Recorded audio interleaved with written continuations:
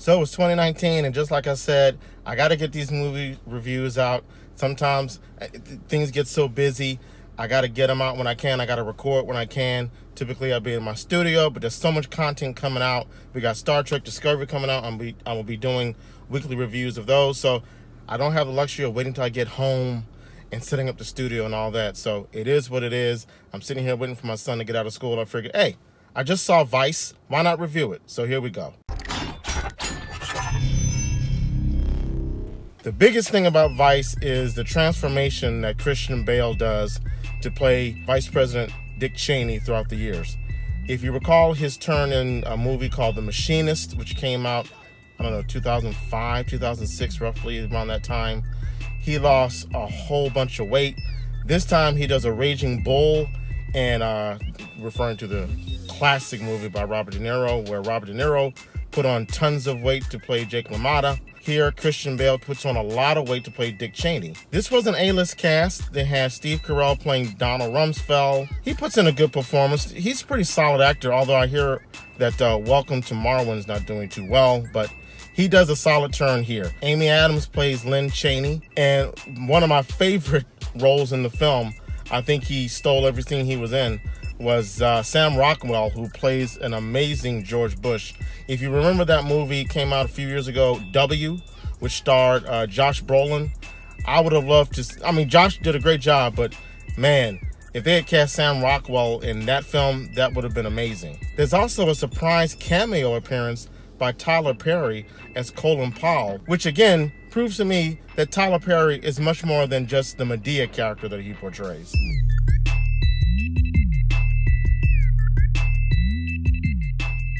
Unfortunately, the movie kind of falls flat throughout the first two acts. One of the things about it that I didn't like too much was that it was too clever. It was too weird. I don't know what the word, too avant-garde. A lot of absurd moments. When I say absurd, I don't mean silly. I mean absurdist moments that happen in the film. Perfect example, a couple examples are, there's a bedroom scene that takes place between Dick Cheney and Lynn Cheney, and they're quoting Shakespeare, I believe it's Shakespearean quotes, as they build up into the passionate throes prior to making love. Then there's a scene where Don Rumsfeld, Dick Cheney, and Scooter Libby and all of the inner circle are at a gourmet restaurant, and there's a cameo appearance by Alfred Molina, who is playing a waiter who's giving them all of the entrees or specials in this gourmet restaurant. And all of the menu items are actually events that take place in the Bush presidency. For example, one of the entrees on the menu is a serving of Guantanamo Bay and waterboarding. So, it's clever metaphors like that, I know what they're trying to do, but it was just a little overdone. The other problem I had with this movie was, well, to be frank, Christian Bale's performance. He does a great impersonation of Dick Cheney, but it's kind of the same flat presentation throughout the film. It's spot on Dick Cheney. It's the Dick Cheney that we saw on Meet the Press and on all the press conferences and all of the news flashes and things like that. But when we see Dick Cheney behind the scenes, I just got a sense that he wasn't that composed, or he didn't have those same affectations. But that's what Christian Bale gives us throughout the film. And it just became it took me out of the movie a little bit, because it's like, I know that guy didn't act like this 24/7. I will give the movie this. Once it gets into the third act, when we see the events of 9/11 unfold, that's when it really kicks into high gear. That's when we really see kind of the machinations behind the scenes that Dick Cheney was behind. He was the ringmaster, if you will.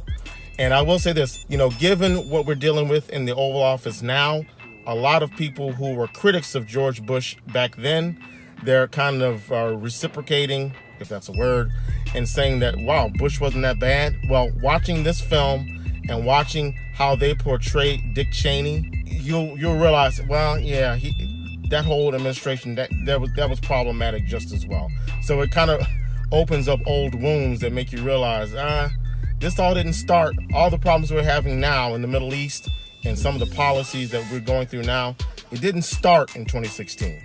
It's a great cast, just some of the imagery and some of the over-the-top metaphors just went a little too far, I believe. Christian Bale's performance, while he does a spot-on impersonation or impression of Dick Cheney, it was a little too flat for me. It only had a few spikes, and it was just a little too flat, but engaging enough. And now my son's getting in the car, so I'm going to have to wrap this review up. As I pull off, I'm going to give this movie 3 out of 5 reels. Like I said, the first 2 acts are kind of slow, but the final act after 9/11, that makes the movie worth seeing. That's when everything kicks into high gear. Also, there's a great little running gag with Jesse Plemons' character, who plays the narrator. He does the voiceover for the film, but you see him on screen from time to time. And I've made my feelings known about voiceovers in general, but what they do with him, I don't want to give it away, but it really pays off brilliantly in the 3rd act. That's all I'll say. So, all right, 3 out of 5 reels for Vice. Go check it out. Let me know what you think.